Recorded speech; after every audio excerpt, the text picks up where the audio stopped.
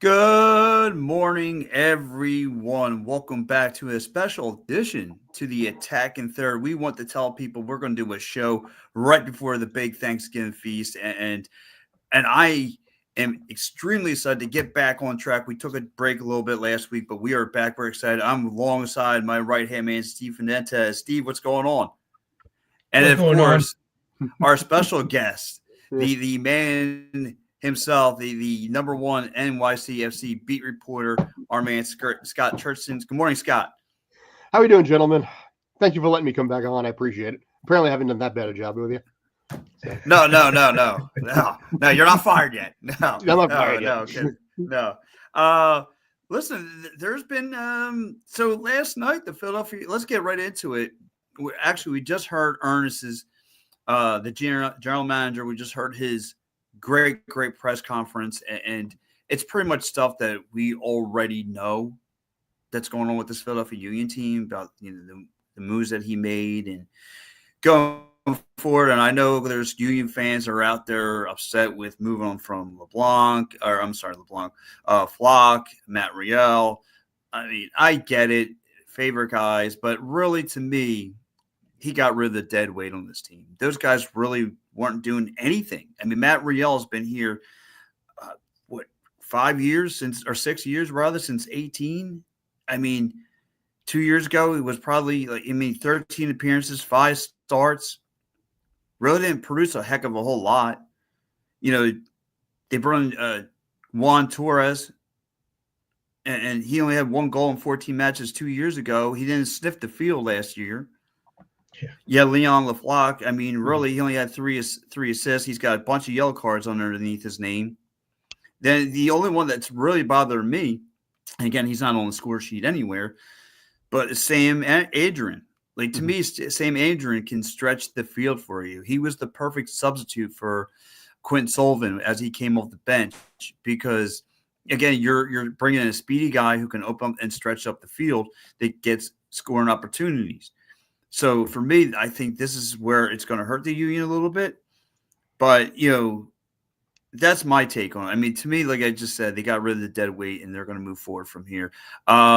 First of all, good morning to you guys as well. And Steve, what is your take from from the press conference that we already know of, and your thoughts on these guys getting shipped out? The three that I'm okay with in negotiations with Craig, Bedoya, and Elliott. As long as Andre Blake is going to be there and in goal, I'm okay with Elliott being there. Just as long as there's more depth coming back in the center back position, and just kind of my notes from Ernst. It sounds like he wants to wait on final decisions until a head coach is found, which is good. I'm happy on that. Now, is the head coach going to be a yes guy where then it doesn't really matter, when it comes to roster decisions? And then Bedoya's role. The three of us, we were chatting about it before the show. It sounds like he wants Bedoya to be this grandpa in the locker room, this babysitter in the locker room and on the bench and on the field at times, and to bring that veteran presence. And that's fine for me. It all depends on how much you're going to be then bringing him back, how much money you're giving him to play that sort of role.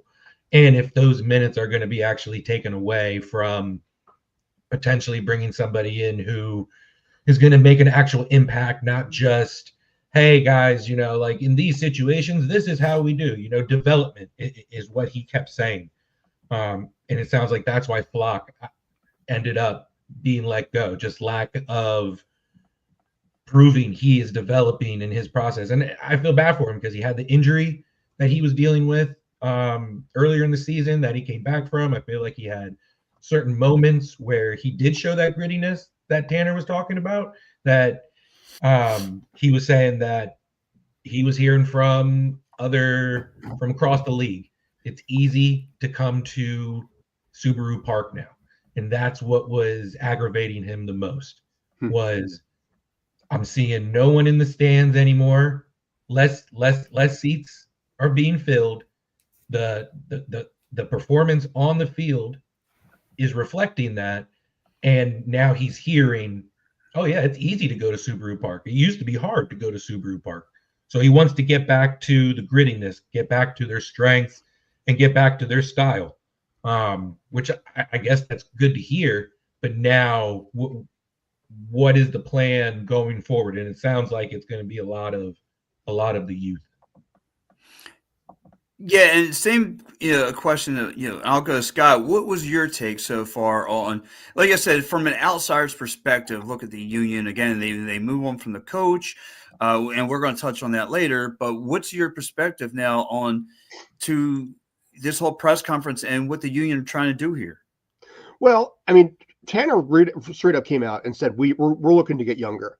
He didn't beat around the bush. He was very direct about it, which honestly is the way you should handle it. None of the soft shoe, none of the toe tap. He's like, we want to get younger, which is ironic because you're already one of the youngest teams in the league to begin with. I mean, I think the average age was like 24-ish, give or take. Probably what top 5 youngest, I think it was. But they're clearly looking to go with the Sullivan brothers as the new leaders of the squad going forward in the next few years, I think. You see someone like Bedoya, who is 37 years old, and like you said, you try to flush them a little bit more into the leadership role, because you have a roster right now, that you only have 5 guys who are over the age of 30. Blake's 34, and then basically you have I was saying, all right, Martinez is no longer on the roster, but Glesnes, you only have a couple of guys there that are 30 or 31, and then you have all of these kids, and I'm going to say literally kids here. So do you keep Bedoya around to be that mentor, or do you make Blake, say, the new guy? Because Blake has been there for a long time right now. He's 34. He is somebody who can easily step into that leadership role, and be the Bedoya if they don't want to pay him. Well, and you bring up a good point too, because during the press conference, Ernest said that Bedoya does have a second job. So, I mean, he's part of the front office moves. So whether he steps down, he's still going to be part of the organization. He might not be on the field, but I mean, he's, again, he's going to be like a Philadelphia Fly around here. He's going to be like one of those Broad Street bullies. Like he's pretty much got a tombstone sitting around up in that, by Subaru Park somewhere. He's never going to leave. He's got a suite somewhere. Again, he's the face of the franchise. Like you said, does he step down and let Blake? Because to me, the writing was on the wall. This was Blake's team, because the way that the defense only responded when he was on the field compared to when Rick or Simula was on the field. So, but yeah, it's a great question, and to see, like you said, this team just wants to get younger, and it's going to be interesting to see how they move on. And to me, Ernest did again, came out, and the day after, the morning after, he comes out and answers the hard questions right on the chin. So I know a lot of people are totally against him for moving on from Jim Curtin, but it's a wait and see game, and to see whether, again, he didn't rush nobody in here yet. He's still going around the world finding the right guy. We know St. Louis just picked up Millsburg. Obviously, Messier just got his boy in here. New York's, and we're going to get into that a little bit later. New York has a wide open spot, and so does Vancouver. It actually has my eyebrow raising for a future question that might come to fruition, but we'll see what happens. But anyway, let's get in some of these comments here before we go any further. JD Walker chiming in and says, "Good morning, folks. Thanks LeBlanc LaFlock for your Leon Flock for your contributions, but good luck at your next stop. Kid deserves a home in Europe somewhere." So what's your take with that, Steve? I was a little upset about this one. He's as a fan, he's been one of my favorite players. His grittiness, Ernst talked about grittiness and how the team kind of lacked that this season. And I felt like when he was there were some moments where in the attacking third where he was really bad, and it stood out. And I think he was also a Jim Curtin guy. He was labeled as that. And so I think with those two things, it was just you couldn't get over those. And so I think that's what kind of ultimately, I mean, he said it. It was the lack of development. I will say that I was pretty happy with how up forward and straight honest Tanner was with with the questions. Here goes one from JT as well. It goes, Sam as a striker has one job, just score goals. He didn't do that. Again, good luck and wish you luck. Wish you the best. So, yeah, and so to me, again, I get it. He didn't score goals. He didn't come here to do his job. But if you look at the hindsight and what he was able to do to stretch the field, that cause defenses problems, like, when you get Sullivan off that field now, what's going to be the fill-in? And like Scott just said, it's going to be a bunch of young puppies.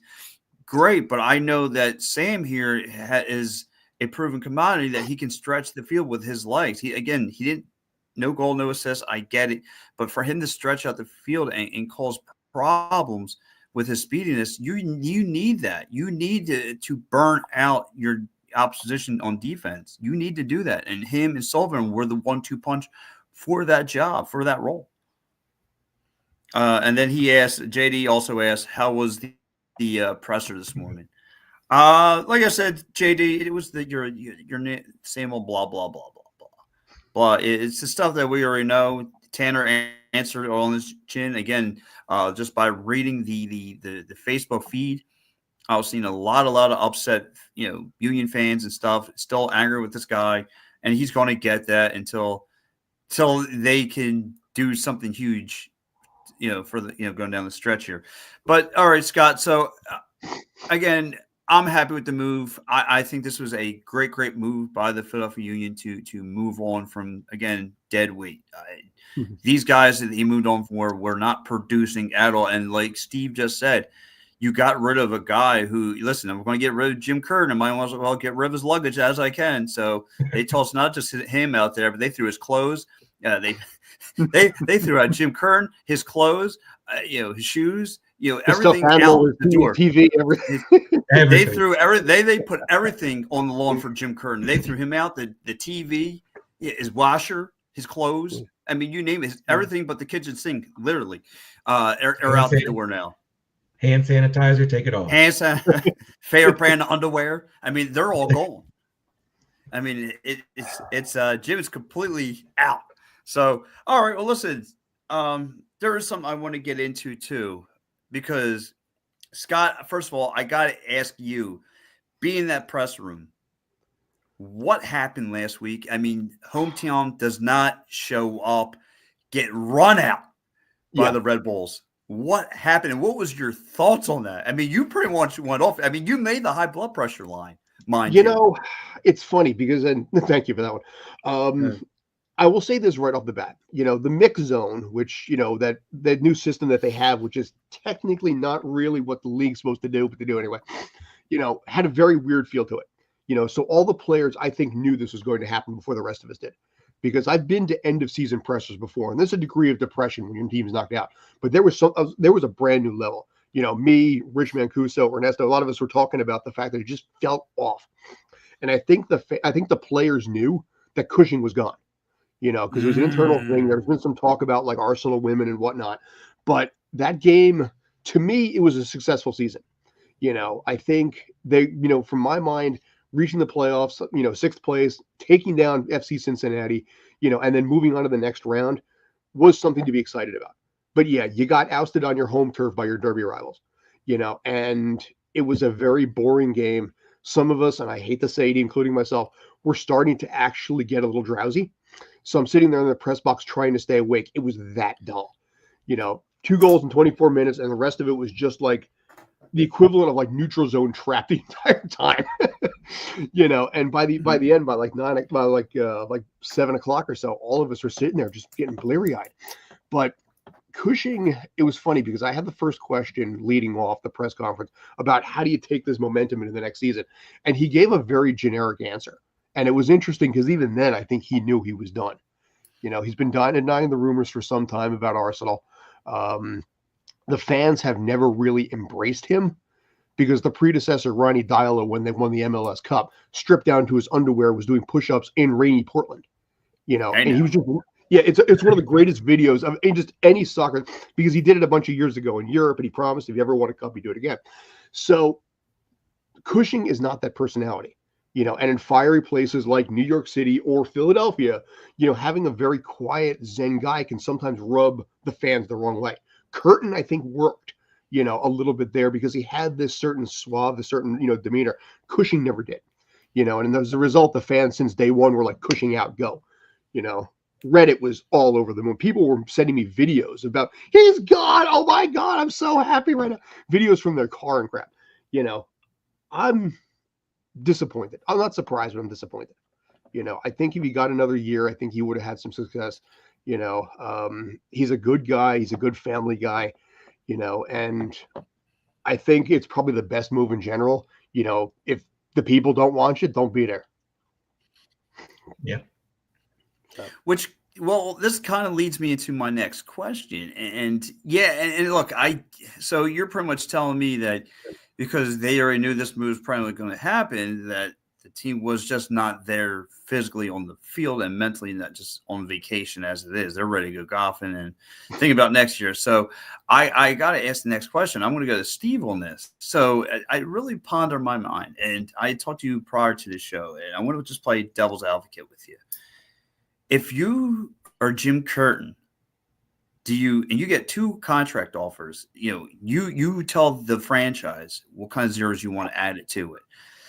You get two offers that come to your way. You get one from Vancouver and you get one from New York. Do you go New York or do you go with Vancouver? Do you stay away from Philly? You might not see them as much. You just stay up in that Northwest. You're going to face Seattle, the LA teams, etc. Try and push that team further. They're all on an upcoming swing. Or do you go to New York if they offered you a deal and just mentally just drive a sword through the organization? Where do you go? And I just want to play. So, I want to see what your thoughts are. If we're just, playing devil's advocate, I'm going to NYCFC every time. I think because exactly what Scott said earlier a couple minutes ago about how his sort of coaching style worked because of his charisma and his character, it worked here. I feel like him coming back here, you would have a lot of the fan base kind of like, you know what? I don't blame you for the way you were treated on your exit. I don't blame you for doing that. Now that it would only be that first game that Philadelphia would give him that, round of applause. Let's clap it up. But let him beat the Union at NYC with NYCFC. Every game after that would be screw that guy, never liked him, everything like that. But yeah, no, if I had both of those contracts laid out and everything I wanted, give me NYCFC. Yeah, and I'm about to ask Steve, Scott, the same questions, but we got some comments coming in. Steve, you want to click them up? So he says, NYCFC fans better be careful on the coaching change. Scott, I got to ask you, why is he putting this up here? Because the fans never embraced him. There were literal Twitter profiles that were just Cushing out, and it was just basically Cushing's name and the red line through it. There was pictures of him just, just photoshopped images of Cushing looking stupid.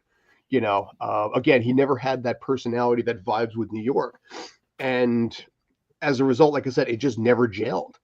I think that's part of the problem. He's led the team to the playoffs 2 out of the last 3 years. Eastern Conference Final, the loss to Philly a couple years back, and then made the playoffs this past year, and then missed the other one because they had a massive turnover in the roster, and it took time for the new guys that were brought in middle of the season to gel. So, but in the end, the result in the New York City area where everybody is just pissed. Right.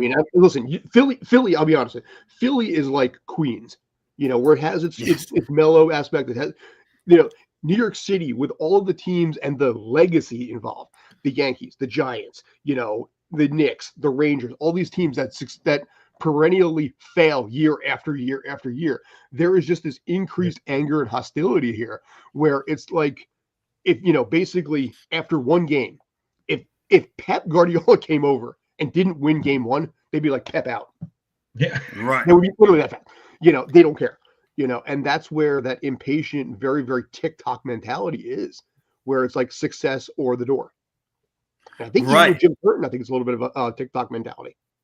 Right. So, and see, this is, and I'm going to answer this one. And Scott, you're going to like this since you're a movie guy. And I'm going to ask the same question as I did to Steve. I'm going to ask this, to myself. If I'm Jim Curtin, I'm 100% going to NYCFC if they offered me the deal. Just playing devil's advocate. They offered me a deal. I'm going to New York. And you want to know why? Because the general manager of the Philadelphia Union handed me a bunch of bad tools and expect me to fix his house, knowing it was going to collapse before the fall came in here. So you throw me out the door and expect me to fix your house with busted up tools, and you just threw me in the house. Now you're throwing my furniture out the door. You're throwing all my clothes on the lawn. So what I'm going to do, I'm going to go the Terry Silver route from Cobra Kai. I'm going to listen, and this is where it all makes sense. I'm going to go there. Every time we come to Philadelphia, I'm going to take it at Pat's or Gina's, whatever cheesesteak you want, Del Sandro's. And then we're going to go to my shore house and chill there and have the time of our lives. Because that Saturday, the show that we have to go and report to Subaru Park, I'm going to beat the brakes off the Philadelphia Union. And I'm going to drive mentally a sword right through the chest of that front office. And the Philadelphia fans will then turn their backs on the Union and give them nothing but the Bluebirds. And ultimately I win. And every chance I get, every time you see the NYCFC on that schedule, you better have it as a chalked L. Sorry for my Cobra Kai rant, but yes, JD feels the same way. Spoiler on that one, by the way. Yes. JD feels the same way. Take a year off and chill with his kids and sip some mojitos at the shore house next summer. And then JD's with you and I. He says it here. If Jim wanted to be petty enough, go to NYCFC, and he wouldn't blame him. So, it's funny. I don't see it happen. I would see Vancouver first or someplace else like Toronto. Would I mind? No. Jim Curtin is a very smart, soccer guy. He's also a very good clubhouse guy. I was always impressed. I think I told you guys this. One of the things I always liked personally about Jim Curtin is before every press conference, he would always thank whoever the PR person was, whether it was Nico, whether it was Erica. He would always start off with thanks, Erica, thanks, Nico, and then go into it every single time. And I always respected that. But that's the Jim Curtin that you guys, and that's the kind of Jim Curtin personality. Would that be a knife in? Would that be kind of a reverse Saquon Barkley? Yeah, a little bit. Okay, dude, I'm a Giants fan. I got to get what I can reverse get. Saquon. Yes.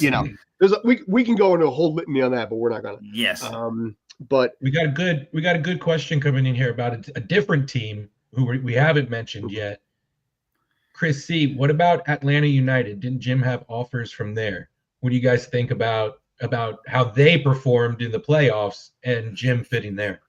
Well, I think like when we had Tenowell on, I think Valentino, the interim head coach, is already going to have that job for the turnaround that he did with that team. So I don't.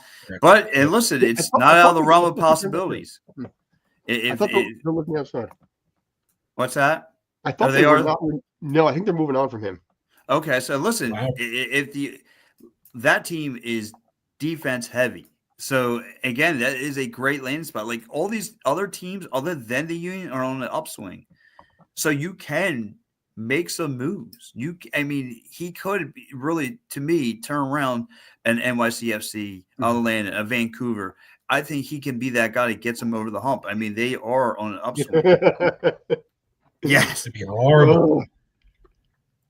Yes, I will give this one to Scott. Jim Curtin will be the Andy Reid 2.0 and win somewhere else down the road.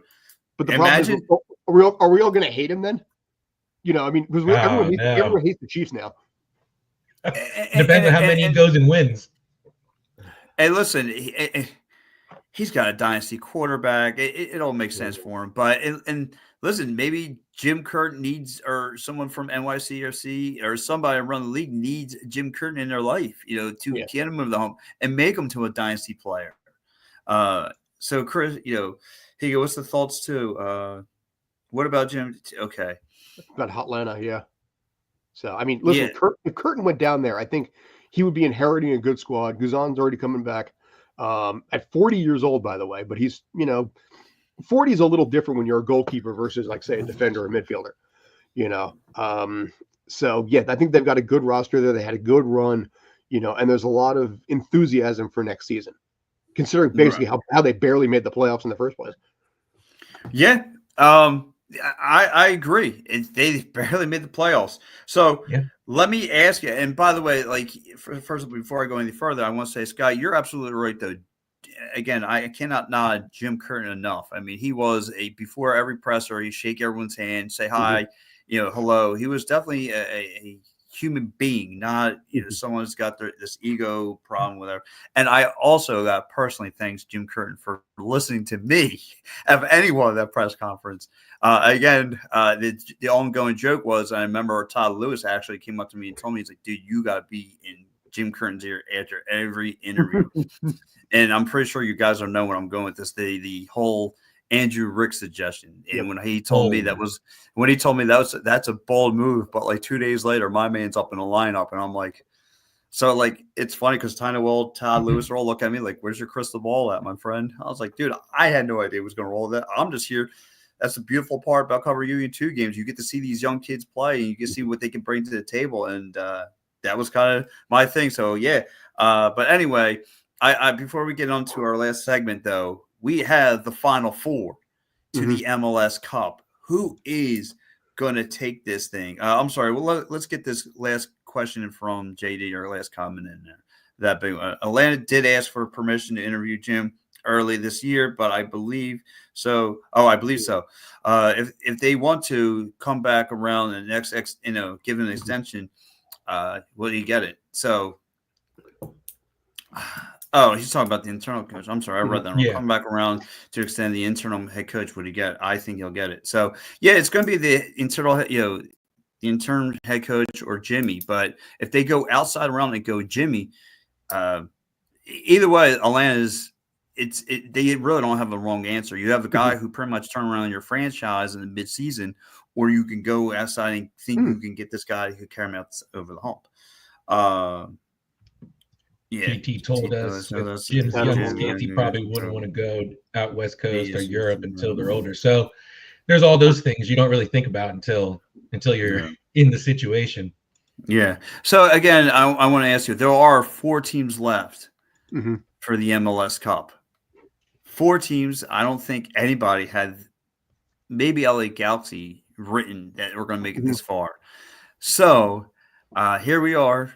We have Orlando taking on the Red Bulls, and we have, according to Angry Anthony, if he's listened to the program, you got my Seattle Sounders taking on LA Galaxy. So, Scott, I got to go to you first. Where are you going in the East, and where are you going to go in the West? It's funny. Statistically speaking, we'll start with the East. Orlando historically against the Red Bulls is 4-4-1 at home. So they don't really have good home numbers. But then again, they didn't have good home numbers against Atlanta either, going 2-6-2, I believe. So I think personally, Orlando will take this one. I think the home crowd is going to be part of this. I think the enthusiasm of basically getting to this point is going to be a big part of it. They know that they have the chance to get to an MLS Cup final, I think, for the first time in history.